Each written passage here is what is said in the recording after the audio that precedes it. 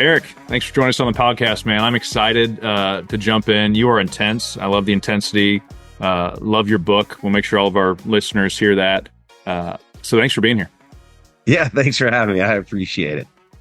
So your audience mainly is the financial space. A lot of financial advisors, and our listeners range from kind of independent, the folks that are kind of doing a lot of it on their own, to kind of big teams, part of big organizations. But what I love about your message is it doesn't matter what size of organization you're with. Even if you are an organization of one, everything you say still matters and can be implemented. So before we jump in, I think everybody needs to know, one, read his book. It's awesome, intense, hard to put down. But if you can just kind of give us a background, and then kind of how you ended up moving into the consulting and coaching space you're in. Yeah, thanks. And for your audience too, Sten. Your audience is kind of near and dear to my heart, because when I'll give my background story, but when I transitioned from the Marines, I went to business school, and after business school, I actually worked in financial services for a year and a half. And then I founded the program. So, but anyway, I'm Eric Kapitulik. I'm a graduate of the U.S. Naval Academy in Annapolis, Maryland. I played college lacrosse there. Upon graduating, I served 8 years as a United States Marine Corps officer, as an infantry officer, and then in Marine Corps Special Operations with 5th Platoon, 1st Force Reconnaissance Company. While serving with them, my Special Operations Marines and I, we were involved in a helicopter crash off the coast of Southern California while training for our upcoming deployment. During that tragedy, 6 of my 10 Force Reconnaissance Marines lost their life. In an effort to raise money for a college scholarship fund that I set up shortly thereafter, I began to compete in the world's longest endurance events and climb the world's tallest mountains. After 8 years on active duty, left active duty, went to business school, as I just got done saying, graduated from the University of Chicago Graduate School of Business, worked in the financial services industry for 18 months, and then I founded the program. And the program has one mission: develop great teammates and leaders to create world-class teams. That's what we do. Man, I love that. With the transition, and since you've been in the business, which I appreciate, I think unless you have, it's hard to understand kind of the size of it, the complexity of it. A financial advisor doesn't mean one thing. I think there's 100 versions of financial advisors and what they sell, what their process is. I know part of my story is looking back is that when I started, there was no path. There was a lot of average. The industry said, just do average stuff really hard and really long, and eventually you'll be successful. Yeah. And I know that didn't inspire me. I didn't have an alternative, so I just kept doing it and kind of had to refine it on my own. Mm-hmm. But your 18 months, there must have been something in there that triggered, like, hey, there's a big need, not only in this business, but other companies. What did you experience? And then kind of what did that trigger in you in that 18-month period? Yeah, thanks. It's a great question. When I got out of business school, I went to go work for Goldman Sachs, right? So for an established firm, with an established team, and which I think on many levels much easier than being a sole proprietor, right? Just getting out there and trying to make it happen, right? I mean, at Goldman, they talk about it being an entrepreneurial spirit, and it is in some respects. I think in the financial advisor thing, I mean, you got to figure it out, and that's very entrepreneurial for sure. But by the same token, it's different though when you're going with an established company. With that said, there were some things that I learned while doing financial services that remain universal truths with me to this day. Nice. A couple of those things is number one is that be long-term greedy.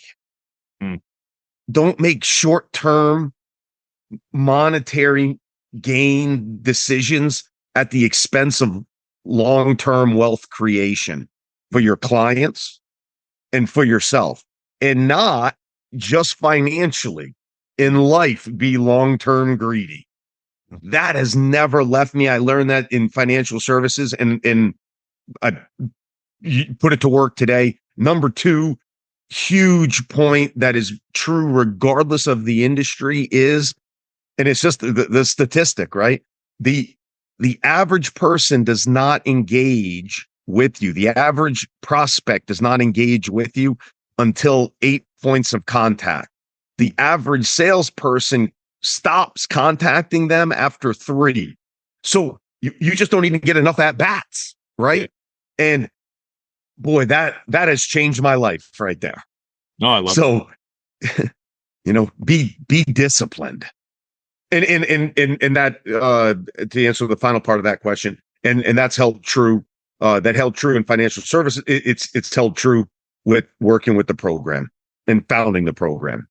So when you founded the program, was the program floating in your head for years, and then it just got clear, and then there was a point where you said, "Hey, this is a business." What was the kind of the triggering event? Yeah, thanks, Sten. I say this often. Let me tell you in your audience what I think is the single greatest thing about being a graduate of the Naval Academy. When I speak, I talk about this. Single greatest thing about being a graduate of Annapolis.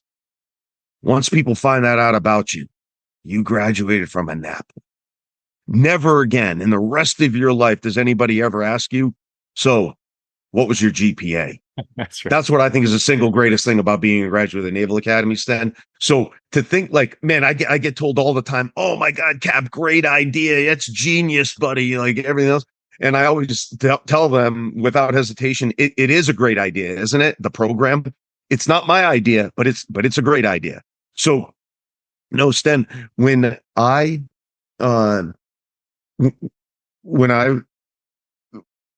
was after my time at Goldman, it was just that, I guess, really coming from the Marine Corps, where the physicality of the Marine Corps really appealed to me, and it still does appeal to me. And it would probably be the number one reason why I left financial services on some level, is that I didn't want to be, not that you have to be, but I was more in an office type setting, and I didn't want that, right? I wanted to be able to travel. I wanted to, and those things. So that's what caused me, and was a reason for me to think, hey, I'm going to start my own business. And then the way the program started was I decided I was going to do start my business. And my idea was to do hourly strength and conditioning coaches for prep schools. Oh. And it did work. It did. Like, I was making revenue doing that. But at the same time, the new Harvard men's lacrosse coach, John Tillman, who's now one of the most famous head lacrosse coaches. He's the head coach at Maryland. He had just become the head coach at Harvard. He called me. He had been an assistant coach at Navy when I was back working in when I was back working in the admissions department and teaching leadership at Navy. Okay. He was an assistant coach on that Navy team. I had just gone to Navy. Some guys had gotten in trouble, and the head coach called me and said, hey, Cap, can you come down here and just wear these guys out for a couple days? And that's what I did. Well, now fast forward years later, he's the head coach at Harvard. He calls me and says, Cap, look, can you come down here and just work on these guys' toughness, their resiliency? So I did.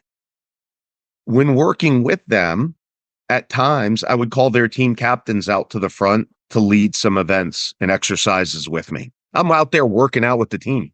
Nice. And these young men, very smart, good guys, good, upstanding people, great athletes, they really struggled communicating. And that kind of led me to think, the strength and conditioning stuff, these guys kind of have. But the impact that some of the leadership lessons that I just kind of took for granted from the Naval Academy, and then certainly from the Marine Corps, wow. It's I shouldn't take it for granted. And there's a need here. Well, in that first year in business, I ended up working, and I use that pronoun very rarely, but I worked with 3 college men's lacrosse teams. Nice. Now, in our 16th year in business, I would be out of business, number one. Yeah. We work with more than 160 teams. Wow, that's great. So with that, you mentioned there were some things that you had experienced that you took for granted. And I know me as a leader, my leadership style, just because this is how I was when I was young, was just put somebody in an opportunity and just turn them loose and say, "Hey, I'm here if you need help." Mm, That did not work out for me. I think there's a line between like delegation and abdication. yeah. And it took me messing up or seeing that not work to realize like, oh, that might have worked for me based on kind of who I was and the resiliency I gained from my own personal journey and story. But Hmm. what my hope is what I want to give our listeners today is like that there's probably a formula. Like no matter who you are as a leader, these things are true. And so if we could try to unpack some of those things, I know I have some summary from notes I was as reading your book, and one of those is hard versus challenging. If we can try to give our listeners like no matter who you are, no matter what your story is, no matter what your head trash is going to say, here's some practical truths that as all leaders we need to know. I think that'd be a big win. Yeah, thanks. Yeah, it's funny you mentioned that, right? About, hey, just get out there and do it, right? Like, just because it worked for you doesn't mean it works for everybody else. I mean, the whole you hear, people talk about, yeah, how I taught my kid to swim, or how I learned to swim. Yeah, I just got thrown in the deep end. Yeah, do you know how a lot of people die, Yeah. drown? Yeah, by getting thrown in the deep end, right? So like, no, some development is key. Hard versus challenging. When I was in the Marines, a great honor, probably the greatest honor I had in the Marines is also the only thing I've ever done in my life that's hard. When serving at the Naval Academy, my commanding officer came to me and said, "Hey, Cap, will you volunteer for this duty?" And because what he was going to ask me to do, you can't be ordered to do it. You have to volunteer for it. Well, after accepting it, that day I drove home from the Naval Academy immediately, put on my dress blue uniform, drove out to the eastern shore of Maryland, drove up this family's driveway, parked my car, got out, walked up their walkway, stood in front of their door and rang the doorbell. And I had to wait Hmm. for them to answer the door so that when they did so, I could tell that mom, Leah Hall, I could tell Leah that her son had just been shot and killed in Iraq. I had to ring the doorbell and then wait, knowing that when that mom answered the door, I was going to ruin her life, ruin it. And I couldn't, oh, hey, I'm injured today, coach. Can't go in. I don't feel great. I couldn't blame the bad guys over in Iraq for killing or ruining that woman's life. Nope. I was going to stand there, ring that doorbell, and I was going to ruin her life by being that messenger. That is the only thing in my life that I've ever done that's hard. The only thing. Everything else that we do on a day-to-day basis is just challenging. Hmm. And warriors, and warrior, that term has nothing to do with the military. Hmm. Warrior. We love a challenge. We love a challenge. Now, by human nature, we just want to get through the hard things in life. Hmm. But as warrior, if you are one, man, we want to be challenged. We love challenges. And then we go attack those challenges. Our thoughts, Sten, become our words, and our words manifest themselves in our actions. Hmm. If you've got a sick loved one, dear family member, friend, child, son, daughter, you want to call those things hard? No argument. No argument. Hmm. 100%. Everything else that we do in life is just a challenge. Start thinking about them as such, because that's the way you'll talk about them. And then those are the things that you'll go and attack. Important as to be the best teammate and leader you can be, regardless of the team that you're on, because man, all of us have lots of challenges every day. Yeah, man, I felt that as you told that story. I couldn't imagine. How many times did you do that? I was, when in the helicopter crash that my Marines and I were involved in, there were they're called casualty officers, casualty assistant officers. There were other casualty assistant officers that notified the wives or parents of the Marines that I was privileged to serve with, because I was with them out off the coast. Yeah. To be the person that actually walks up to the door and rung the doorbell, that was my one and only experience, opportunity, privilege. And I call it a privilege because it's a privilege to honor that Marine, and in this case, his parents, by being that person. Yeah. Wow. That's in accepting that role. Oh yeah. Within the that resonates with me. I think through my story, there was a season of life of you just do whatever you can to be comfortable. I think in some people's stories, they've been so uncomfortable, whether that's parents divorced, there's so many stories I hear from people that just so much challenge and definitely hard things happening in there that your resilience is built even without your choosing. Yes. Which later in life can be a gift. And I think for some business owners, trauma at times feeds their success. And it's like, I'm thankful for the results of some of the stuff in my life, but I wouldn't wish it on anybody else. Yeah. Yeah. As you work with leaders and the fact that you get to share your story and inspire so many people, but there's people out there like, I don't have that story. Can I do what Eric's done? Can I do what Sten's done? How do you connect with leaders? And there's people listening now that they're like, my parents stayed together and I didn't have tragedy. Yeah. Like how can you fully teach resiliency and strength, or is it just life gives you that? How have you dealt with that with the people you coach? Yeah. My wife and I are foster parents. We're going to have a foster son. He's going to join our family here when he gets done with school. A 12-year-old boy. When he gets done with his school year this year, he'll start living with us.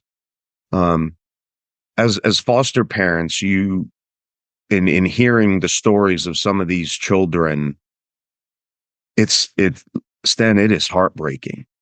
I mean, heartbreaking that the hand of cards so many young people were dealt. They just had the misfortune of the family they were born into. Yeah. That's it, right? That's it. I didn't have that misfortune, Sten. My dad's a policeman. My mom's a school teacher. I grew up on a 100-acre Christmas tree farm here in Connecticut, right? Like, I didn't have that adversity as a young person, right? All of us in life. I mean, I talk about the helicopter crash, Sten. I mean, we've all, as human beings, life is challenging. It's challenging. My sister, my older sister, she was never in a helicopter crash. She's 3 years older than me. She's a 3-time All-American women's lacrosse player, 2-time first-team All-American lacrosse player, runs sub 3.5-hour marathons. 4 years ago, she gets diagnosed with lung cancer. She's never smoked a cigarette a day in her life. Wow. Like, life is challenging. Yeah. And we're all faced with adversity.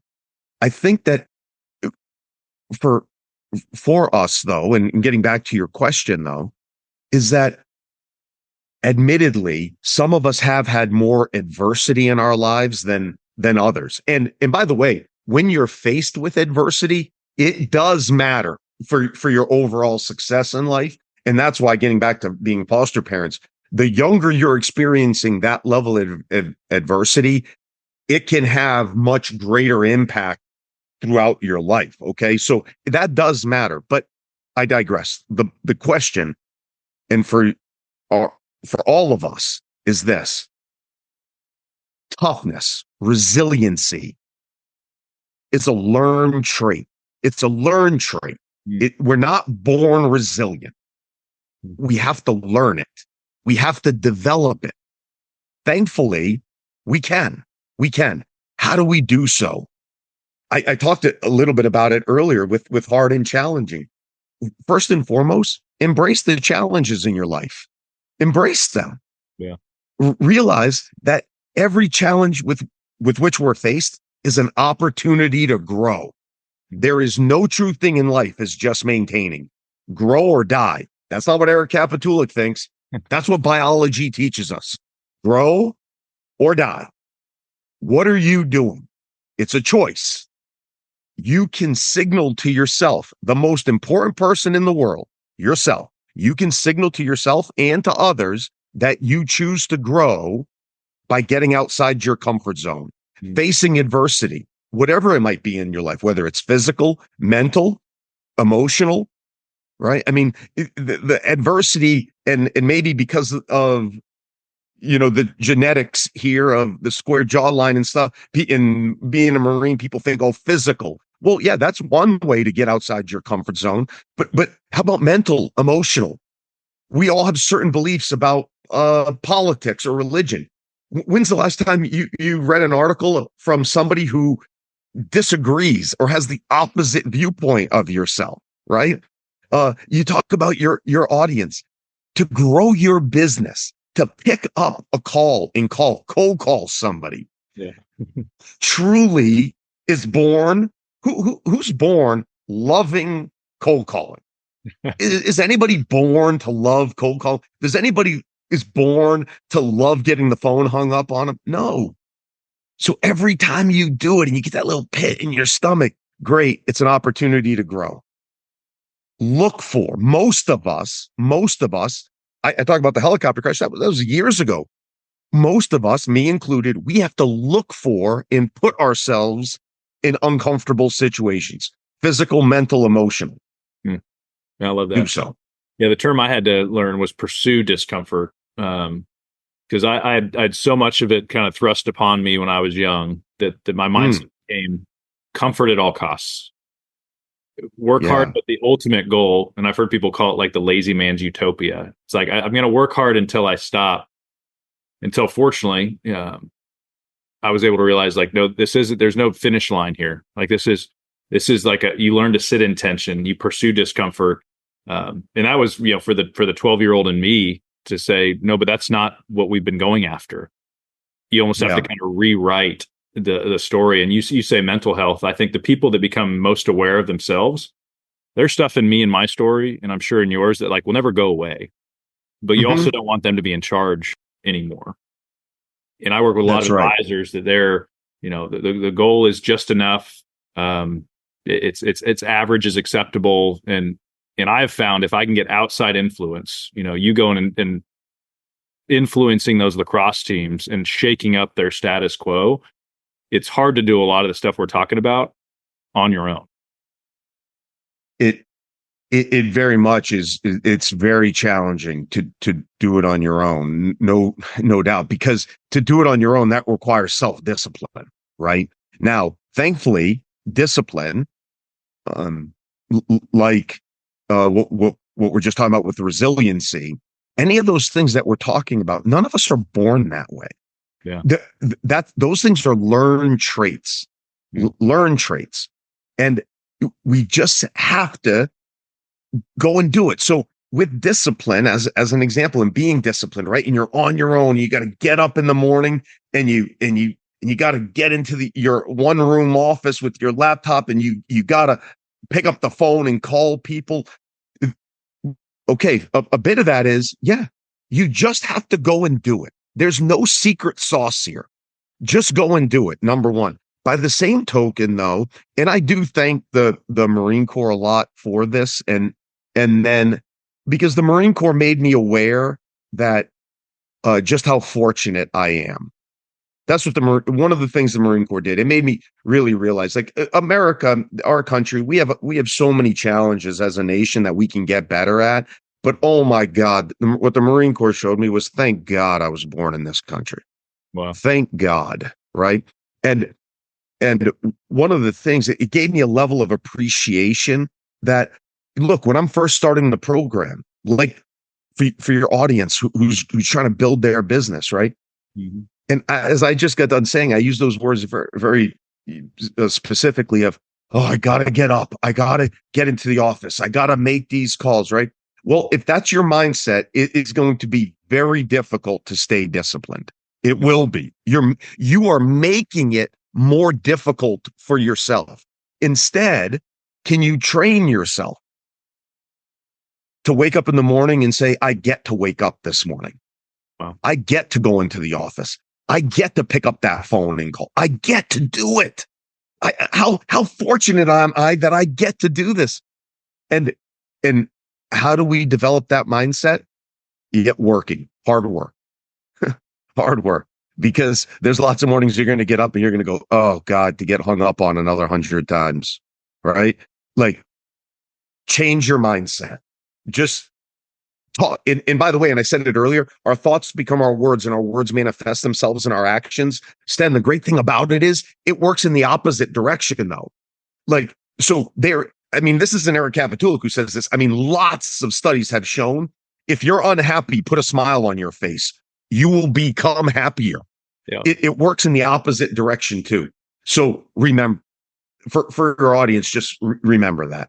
It's great. Yeah, I'm not going to turn this into a cold plunge or a sauna podcast. I'll leave that to Joe Rogan. But I starting your day with something challenging, I've found sets the tone, and that could be journaling, quiet time, like something intentional in the morning, versus, hey, I rolled out of bed, I'm going to start just doing the things I have to do. So I know practically for me, how I start my day, it does set the tone for the day. So I know practically, are there things in your world you've learned, even though you've obviously have discipline, obviously have resilience, but you're still human. What are some things you do that help you with that? Yeah. So you talked to me on a day that I did do this, right? So I do think that if we can create a habit where we get up in the morning and exercise, do something, there's lots of studies that have shown not only the physical benefits of it, but we were talking about mental and emotional health earlier, Sten, right? There's a report just came out at Harvard, vigorously running for something like 15 minutes. The good feelings you get from it and the counteracting impact that has on depression, 26%. 15 minutes of vigorous running a day lowers the chance of depression by 26%. What the report also showed was 15 minutes of walking, it has the same impact. Nice. So just getting up and moving. So when I say exercise, I don't mean working out, maybe people think about, but if you just get up out of bed and you just go for a walk, right? The impacts, because again, it's not physical or mental or emotional. It's physical, mental, and emotional. Those three things have a symbiotic relationship here. So that's an easier thing to do. And so many people struggle with thinking about, oh, I'm going to get up, I'm going to go to the gym. Can I do it every day? And I understand that, right? And it is challenging, especially if you've never done it. So instead, though, can you get up in the morning and just walk for 15 minutes? Yeah. Right. And then that becomes a gateway standard for a lot of people where now they walk for 15 minutes and now they go, oh, hey, on my walk, I'm going to do a couple of push-ups when I'm out here. Right. And that's how we build discipline. And yes, it's impacting our physical well-being. It impacts all three things all together though. So that is one that we can do tomorrow morning when we wake up. Yep. Yeah. I want to move into goals versus standards, because I heard you use the word standard there, where some other people might say goal. Yeah. For our audience, something we teach a lot is you will not reach your potential without a team. There are advisors out there that are on their own, but they're doing a lot of things they shouldn't do. They maybe don't have the lifestyle balance they want. And so we coach to say, if you are a solo practitioner or have one assistant, the goal is not to stay there forever. But the goal is also not to have a team of 100. But we believe there's some structure within the financial services business that allows you to impact more people, work more efficiently, and make more income. So putting that lens on, saying that everyone we're talking to, we are saying, if you are not on a team, you need to find a way to be on a team, whether you build it or join it. How does the goal versus standards conversation play into that context? Yeah. Well, first of all, I said this earlier, right? I don't use the pronoun I very often because it is misleading. Because when you say I founded the program, well, I may have been the only person at the program, but to think that I didn't get help along the way would be very egotistical of me. Very. I mean, to start the program, I got huge, in my case, huge logistical support from Rob Hale. Rob Hale is on the Forbes billionaire list. He's one of the owners in the Celtics, right? Very fortunate there that I had that relationship with Rob. Even taking that away, though, just the counsel and the advice I got from people along the way, even if it was stuff that I didn't do or didn't agree with, right? Just that term self-made man, self-made person, yeah. I think is very misleading, right? Number one. Number two, when we discuss goals and standards, and why is this important even for the sole proprietors out there, right? Is this. We confuse those terms. As a society, we confuse those terms. Goals are performance-based. Goals are what we want to achieve in life, whether it be individually or as a team. Goals are performance-based. They reinforce what we want to achieve. Sten, the truth is that most people, even if they don't clearly write them down and define them, they have them, or at least they think about them. Yeah. Literally, everybody has goals. Everybody does. World-class teams have goals and standards. World-class individuals have goals and standards. Standards are behavior-based. Goals are performance-based. Standards are behavior-based.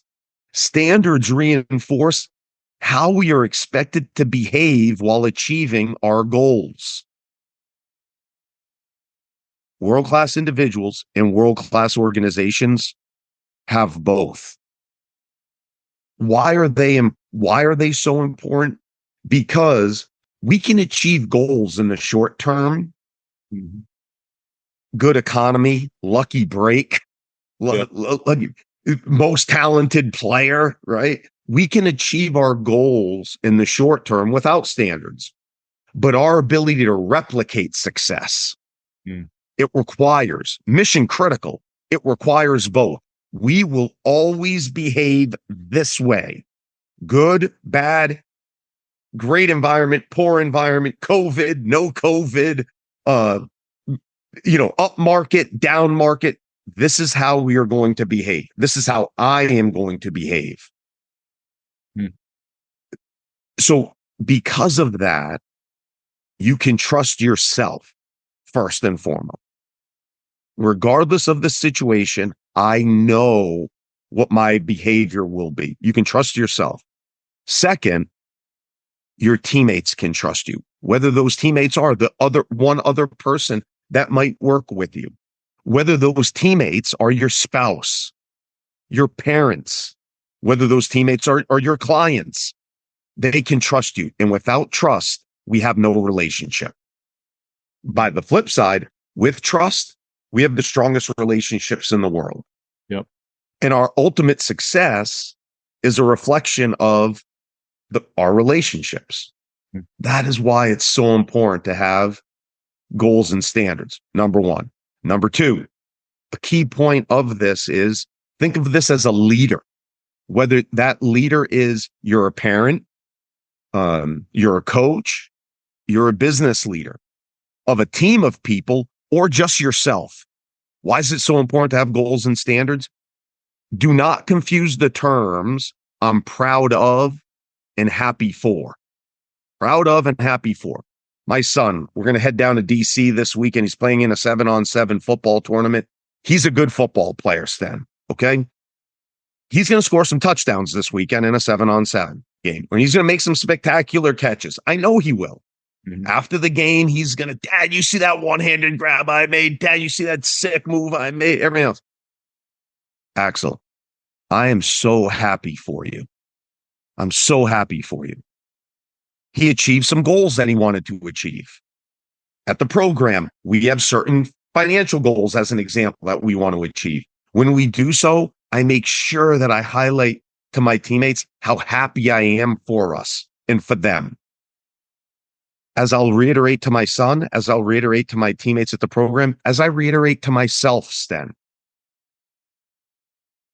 goal achievement does not make me proud. Behaviors, meeting and exceeding our behavior standards, that makes me proud. Axel, I am so happy for you in your performance this weekend. Axel, I am so proud of how hard you've been working. I've been so proud of your toughness and resiliency that you've shown, studying and then still making the time to get your work in on the football field.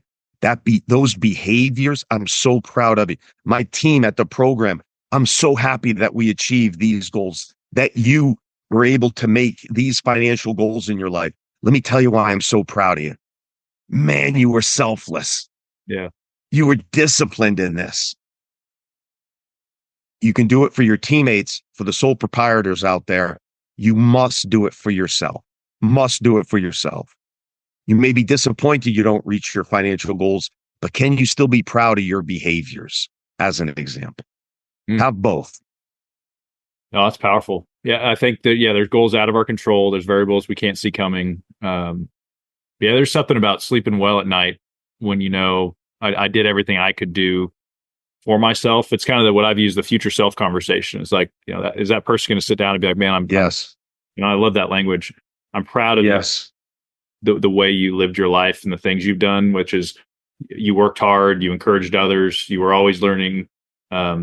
Maybe you weren't the best advisor making the most money and didn't have the most technical expertise, but that's landing with me, is that the standard is different than the goal. Yes. The standard we can control. And that's a battle of the mind, really. Am I going to wake up on time? Am I going to get the workout in? Am I going to be honorable, tell the truth? Yeah, that's strong. Yeah, that's right, Sten. And standards are based, the standards are based on our core values. And it's why it's so important for us as individuals to really spend some time, and as business leaders, really spend some time in thinking about what are our core values as an individual and as a team. And then our standards, our behaviors, they should reinforce those value system, that value system. And core values are the foundation of our culture as individuals and as a team. So really spend some time figuring out what your core values are, because from our core values, standards flow from our core values. That's right. That's helpful. So from standards, as practically for our listeners, is a standard for a team. We're always here 15 minutes before a meeting starts. On time is on time late. We always ask for feedback, like what practically could it look like for a team that you said, well, here are 3 standards that could make sense. Yeah, it's great. It's a great question, Sten. Here's our answer, right? Is I can tell you what ours are and what makes sense for us as an organization at the program, but we don't tell other organizations what theirs should be, right? Yeah. Just because at the program, Sten, we have our talk to anybody at the program, Sten. The program, we're 3 things. We're selfless, tough, and disciplined. That's who we are. Selfless, tough, and disciplined. Those are our values. That's how we do things around here. It's our culture, how we do things around here. That's right for us. It doesn't mean that it would be right for you in your organization. It doesn't mean that it would be right for any one of your audience members. But spend the time to figure out what your values are. And as an example, we say that, as an example, we're tough. Okay. We define tough as mission focused, an ability to stay mission focused in the face of physical, mental, and emotional adversity. That's a core value of ours. Okay. Then we have standards that reinforce that. What is something that we do every single day that shows that we are being tough or resilient? What's something every single day that we're doing to help us be able to stay mission focused in the face of physical, mental adversity? Our standard is consistent self and team improvement. Consistent self and team improvement. You have to prove to yourself and to your teammates that every single day or every week, you're consistently improving physically, mentally, emotionally. Okay. But that may not be right at Google. It may not be right for you. It may not be right, but it's right for us. Yep. So now, with that said, as parents, there are certainly some standards as for our family, and with my son and my daughter and our foster son who's going to be coming to, that we just have certain standards that are right for our family. Look, you may choose that they're not right for yours, fine, but they're right for ours, and we're having them. That's great. Yeah. So practically, I'm hearing core values are important. I think most companies agree to that. To the degree they implement it, internalize it, I think I see that all over the map. Yes. The follow-up is what standards are reinforcing that. I think it's important everybody in your company probably is able to tell you what the core values are. But I think just having them say them over and over again is maybe not the best option. If they understand the standards that are action of reinforcing those, I feel like that might internalize those much better. To say that you're I'll use us as the example, right? To say that we're disciplined, it doesn't make us disciplined. We get a shirt, we get a picture board or some sort of poster made up that says discipline on it and put it up in our lobby. Doesn't make us disciplined. Get a t-shirt, doesn't make us disciplined, right? No, what does is our standard that reinforces discipline, Sten. We respond to all communication within 24 hours. That's our standard. Nice. So if anybody at your organization, Sten, calls, emails us, whatever, check them. Ask your teammates then. Have they ever reached out to the program when we haven't responded within 24 hours? If we haven't, I want to know about it. And by the way, if I haven't, I want to know about it, right? Like, these aren't for my team. They're for all of us, right? We're going to respond to all communication within 24 hours because that's how we do things around here. Yeah. That's what shows that we're being disciplined. Love that. That's great. To your point. Yeah. To your earlier point. Yeah. All right. We're getting, we're going to have to do another podcast together because I love this. Let's finish on, because this one really had to change in me as a leader, nice versus kind. And I think there's some people that maybe don't care about this at all. They're just results at all costs, and you're either on the team or you're not. But I do find, and I'm in the South, and so it's maybe there's like the nice leader is the person you want to be. And I felt like that's who I wanted to be until it actually was doing harm.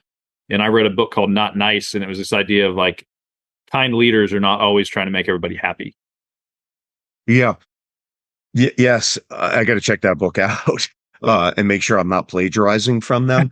But I who I'm plagiarizing, I know who I'm plagiarizing from though is Fred Kaufman, former executive at leadership development executive at Google, good friend of ours.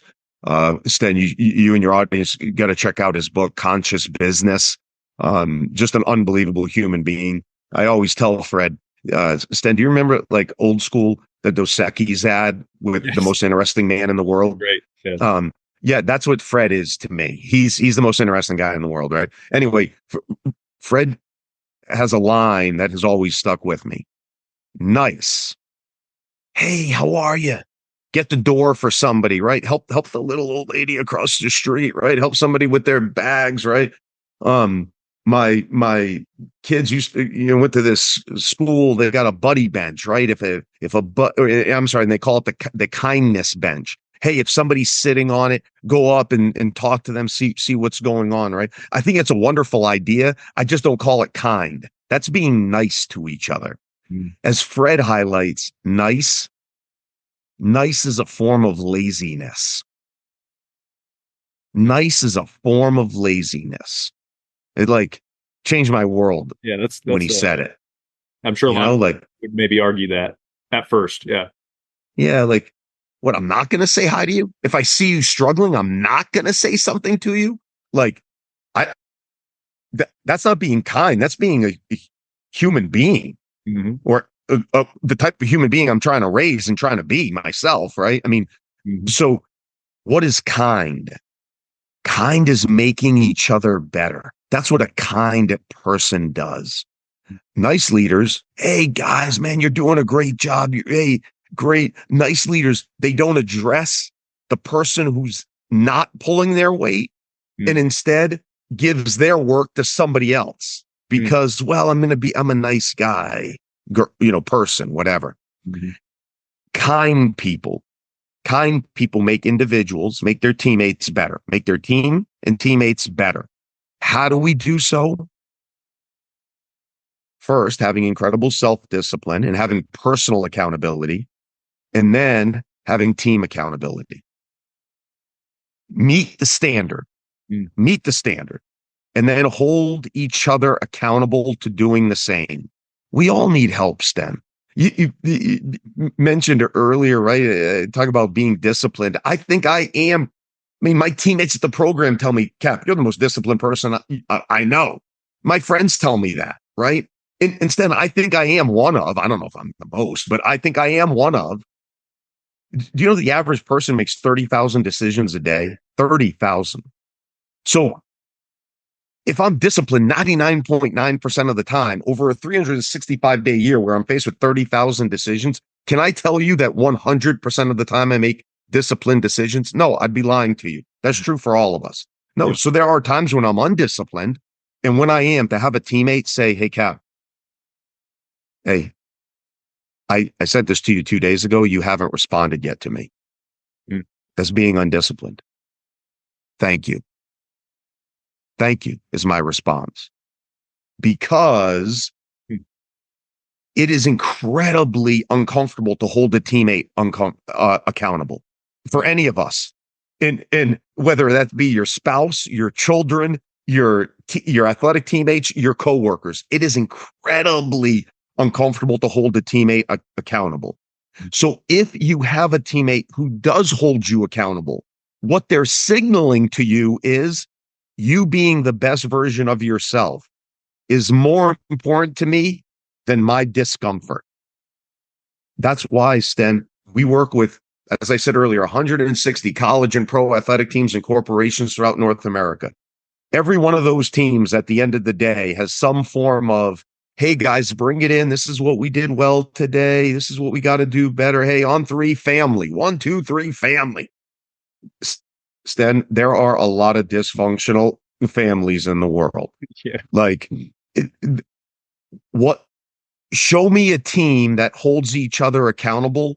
I'll show you a team that truly cares about each other, because those are individuals that are signaling to each other that their teammate being the best version of themselves is more important than their own personal discomfort. Nice versus kind. Be both. Man, that's great. That's a great way to end. We'll connect. We'll do this again. Our listeners, go get the program. Great book. From a coaching standpoint, if they reach out, how can they find out about more coaching if they wanted to bring you in, engage beyond the book? What does that look like? Yeah, I appreciate the question. You can always go to theprogram.org. It's our website. Talks all about our experiential services, our consulting services, a keynote speaker for organizations throughout North America. Thanks. Thank you. Appreciate you, brother.